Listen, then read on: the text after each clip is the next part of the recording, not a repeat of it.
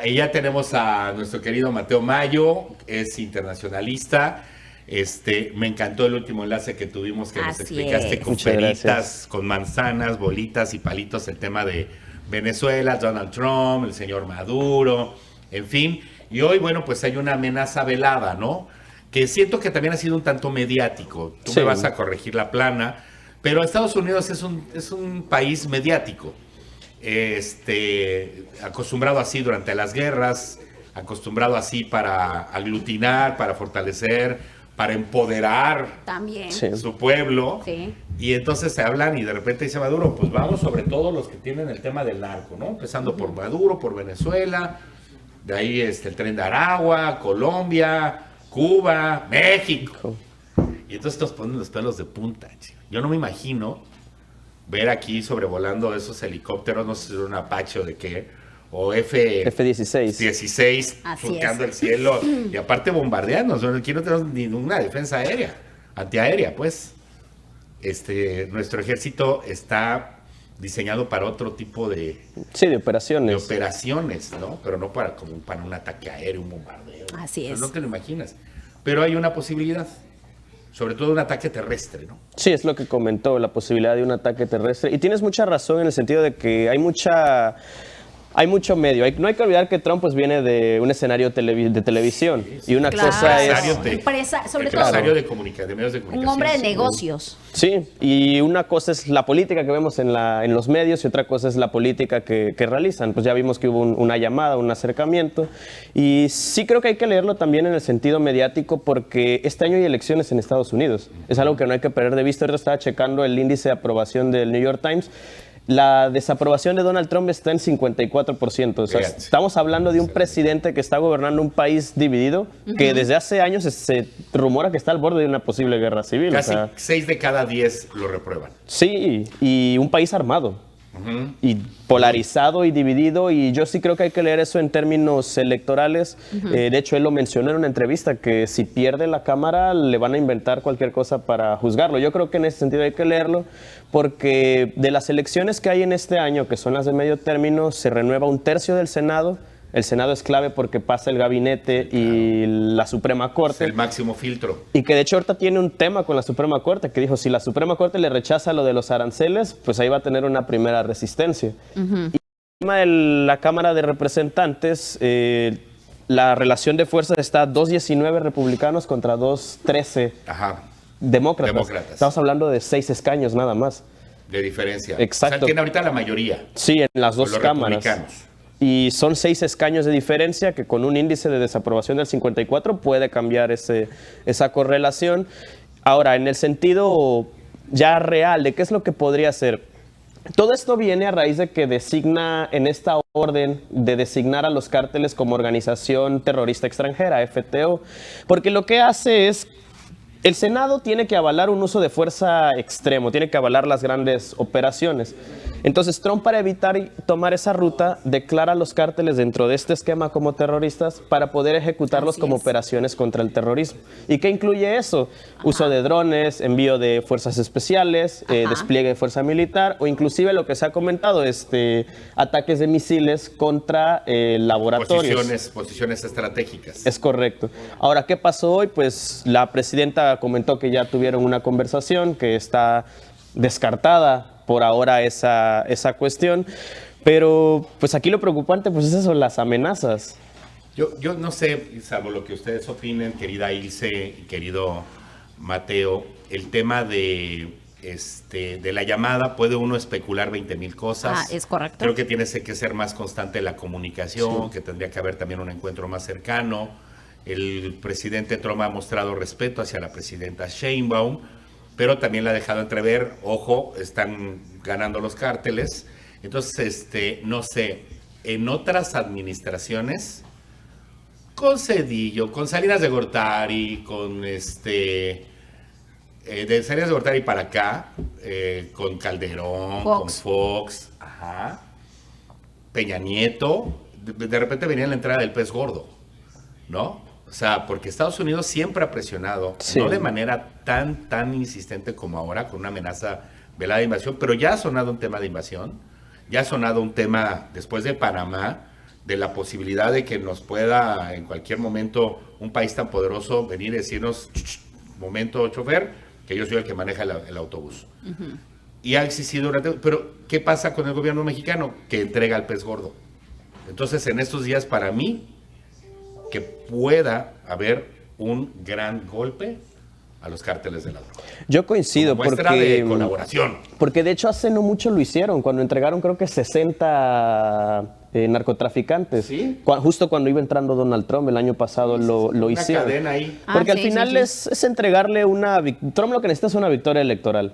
Entonces, claro, le presentas un pez gordo, tiene con qué venderlo mediáticamente a su electorado y repuntar. Yo también coincido en que pueda ser por ahí la cuestión. Y Harfuch lo dijo en la mañana, que han estado en constante colaboración.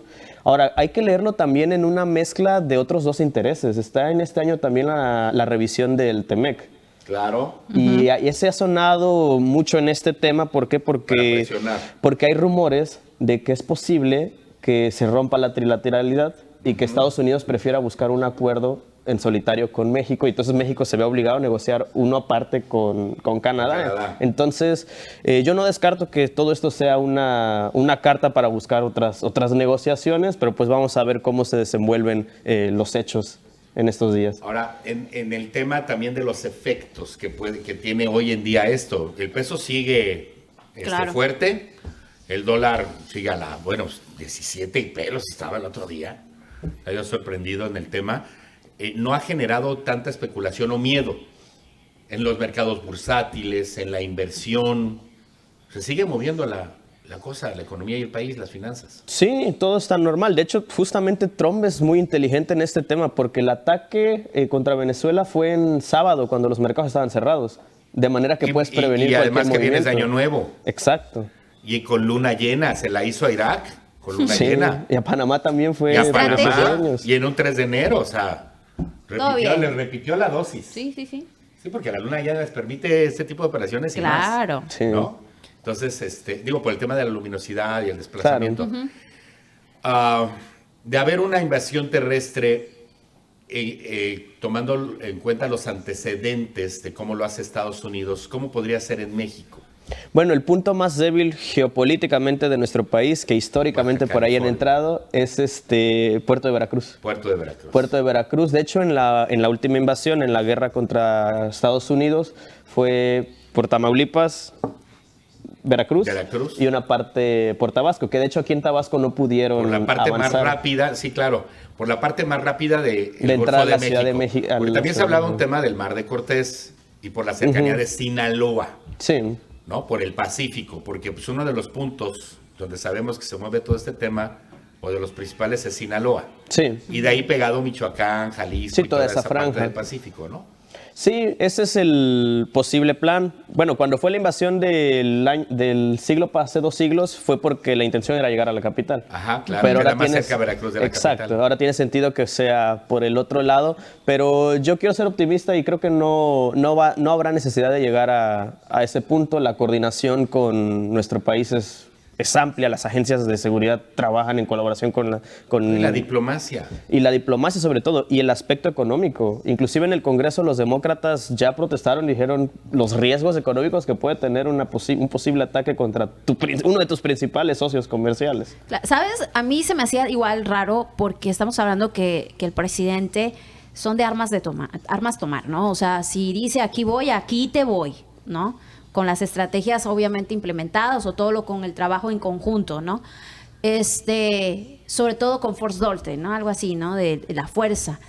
Pero en este caso, con esta plática que han tenido precisamente con la presidenta de México, yo creo que sí deja mucho entrever las posibilidades en que lleguen a una negociación, sí, tal cual como lo estás platicando, pero si es en dado caso, Donald Trump, vuelvo a repetir, es una persona de que dice, ahí te voy. ¿Qué es lo que le detiene? Serán precisamente esas negociaciones antes mencionadas? ¿Te parece? Dejamos una pregunta al aire. Decíamos que Donald Trump es una persona de armas de tomar. Armas tomar. Entonces, en cuestiones de estas negociaciones, bueno, de esta plática que tuvo y que sostuvo con la presidenta de México, Claudia Sheinbaum, o sea, ¿qué lo frenó prácticamente a no tomar estas acciones? Yo creo la cooperación y la colaboración que ha tenido el gobierno de México. O sea, a diferencia del gobierno de Maduro, México sí se ha mostrado muy cooperativo en varios temas. O sea, nunca le ha dicho, la presidenta no le ha dicho que no, le ha dicho cooperación pero sin subordinación. Diplomacia. Ese ha sido el discurso y el tono. Y creo que también está el otro factor que comentábamos, la revisión del TEMEC. El tratado establece que cada cierto tiempo se tiene que revisar. Este año toca la revisión. Está también el tema del Mundial. Y es atacar al país con el que vas a celebrar el Mundial el mismo año es una muy mala señal. Entonces yo creo que esos dos factores condicionan esa decisión, y también la propia política interna estadounidense, porque como mencionaba, ya congresistas demócratas salieron a oponerse a esta decisión, y eso es algo que a México también le ha ayudado mucho. Por ejemplo, me acuerdo en la crisis de 2019, cuando los primeros aranceles en su primer gobierno, fue la franja de gobernadores de la frontera sur de Estados Unidos, que para nosotros eran los vecinos del norte, o sea, esa franja de Nuevo México, Texas, California, la que salió a decir, oye, si haces esto, le das en la torre también al comercio de estos estados. Entonces, creo que la propia dinámica de la política estadounidense ha servido también como contrapeso a este tipo de cosas, y que no es nada más con México, porque ahora con el tema de Groenlandia, comienza también a presionar. ¿Qué sucede ahí? Pues lo que ha dicho es que o se la dan por las buenas o se la dan por las malas. ¿Cuál es el interés? De que lo va a tomar, lo va a tomar. Sí, eso es lo que ha dicho. Y Groenlandia y Dinamarca. Groenlandia ahorita le pertenece a Dinamarca. Y Dinamarca también ha estado muy asustada al respecto, porque no hay que olvidar que son socios de la OTAN.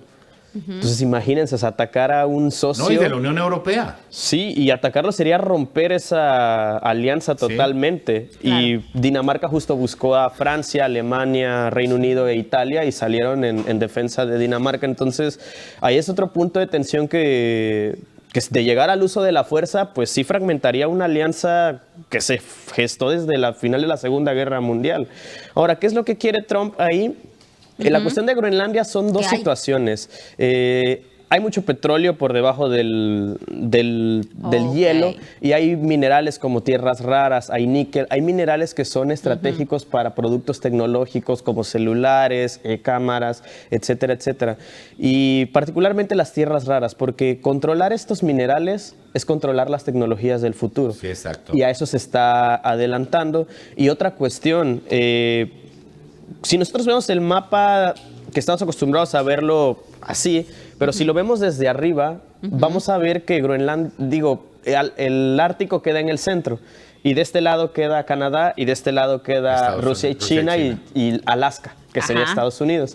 Si nosotros ponemos a Groenlandia, estaría aquí, formarían una especie de triángulo. Un continente frío. Sí.